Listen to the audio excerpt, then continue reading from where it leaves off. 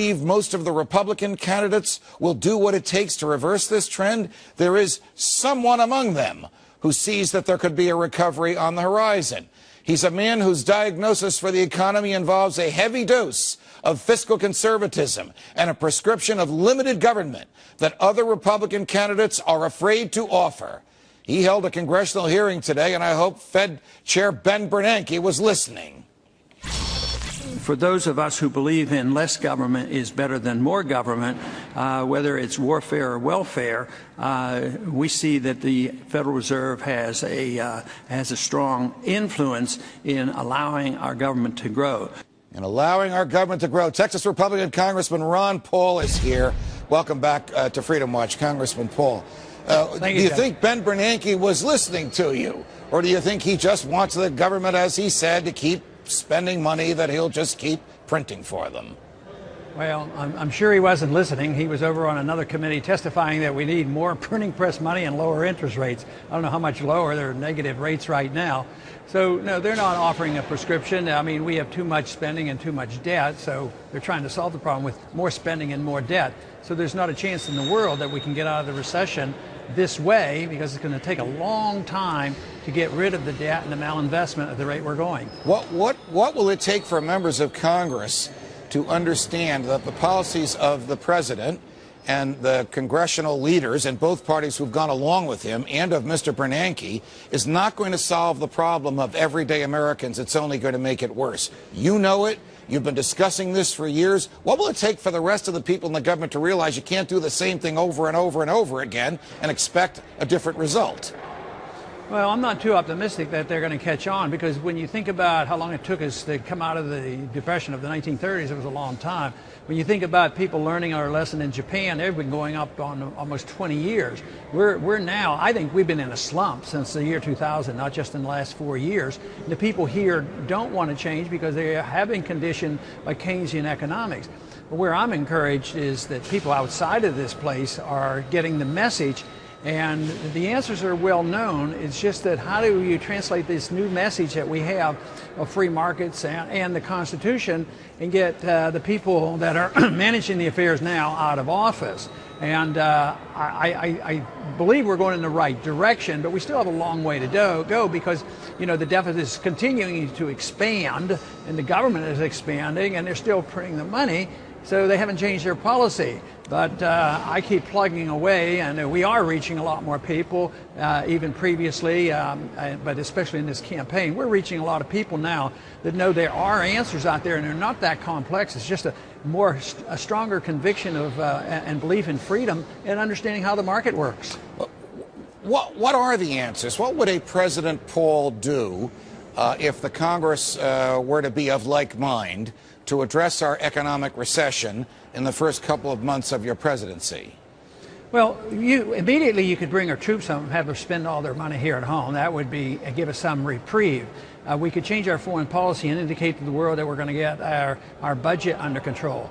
We could remove taxation on all the money that is held overseas by our corporations and not double tax them. We could remove the interest paid by the Federal Reserve to the banks. The banks won't, invest their money because it's too risky.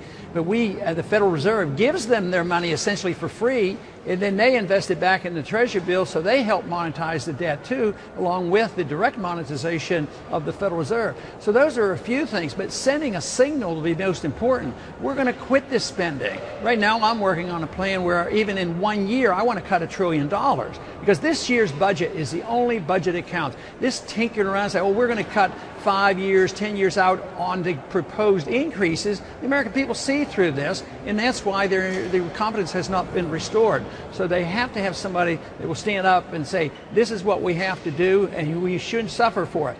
Because if I return freedom to the individual and the right to keep what they earn and give them incentive, why should that be a sacrifice? They should feel better by getting the government off their backs and out of their wallets. We have a tax system that is so complex it's hard to find a human being that has read every regulation from the first to the last, much less who understands all of them. What would you do to alter or hopefully to simplify the method by which the federal government taxes people in this country? Well, in general, I support any tax reform that would reduce taxes and reduce the power of the IRS. But I do not like the idea that we have to replace taxes. I want to get rid of the income tax, but I don't want to replace it with anything. I worry a bit about those who want to cut down on the income tax but give us a sales tax. I think that would be very bad policy. What would the federal government do in order to fund what it does? I know the government would be seriously shrunk if you had your way. But let's say that the foreign wars ended and the federal government didn't involve itself with education or housing and urban development or commerce, and those matters were left to the free market or to the states. How would you fund the federal government? Well, you would defund the federal government. You know, if you look at just getting rid of the income tax now, I think the revenues would still be like they were less than 10 years ago, 8 years ago or so. You'd still have the same revenues. And we lived up until 1913 without an income tax. So it's the appetite for big government is the problem. The taxes and the Federal Reserve inflating, that is the symptom. And the budget problem is a symptom of the appetite for big government. So we have to convince enough people, and this is where we're making progress. The majority, large majority now, of American people say enough is enough in Afghanistan. Let's come home, and we can save a lot of money. The other side of the coin, though, is the entitlement system. And I'm sure you understand this because people have come to believe that an entitlement is a right. That has to be reversed. You have a right to your life and your liberty and your property, but you don't have a right to somebody else's life, and that's what entitlements are about. We have to change that definition or we can't win. How dangerous is it, Congressman Paul, for a president to act as judge, jury, and executioner and order the killing of an American because in the president's view he's dangerous and has to go? And is not in the United States, and might this dastardly event lead to killing Americans who are in the United States? Of course, that's the big danger. I've been mulling this over, and I think it might be our crossing of the Rubicon. I believe we have just transitioned, if we don't quickly reverse this, transition from what's left of our republic to the dictatorship or the tyranny that came, to the Roman Empire. So we are losing our republic, and republicans are gone when the government takes over the monopoly of control of money and they print their own money or create their own money.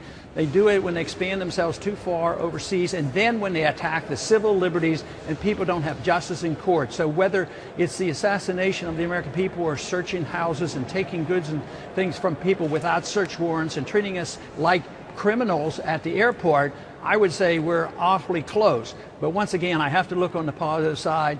And going around the country, I still do meet a lot of people who are getting pretty upset with this and would like to see the restoration of our republic. Are there members of Congress from both parties who agree with you? I know Congressman Kucinich, who doesn't often agree with you, agrees with you on these issues. The president can't start a war in his own. The president can't kill an American. Everybody's entitled to due process. Is the Congress a potted plant, or are they going to do something about this?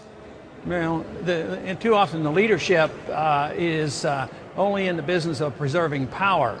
And that's what they argue about. It's a shame that all this arguing and bickering going on between the two parties, that there was a difference, but regardless of which party you have, they still endorse. They don't change the definition to rights and entitlements, and they don't change the foreign policy, and they don't go after the Fed. But we have a dozen or two. There are several young members of Congress, and you've had several of them on your program that are willing to look at this. So we're making inroads. But I think as problems get worse, there's going to be a greater need. I think that's one reason why we've gotten attention, at least the last few years, is out of necessity. The wars are going badly. The economy's in shambles. They better pay attention to some alternatives to what we're getting. Time for a game changer. Congressman Paul, it's always a pleasure. Thanks for joining us. Thank you, Judge.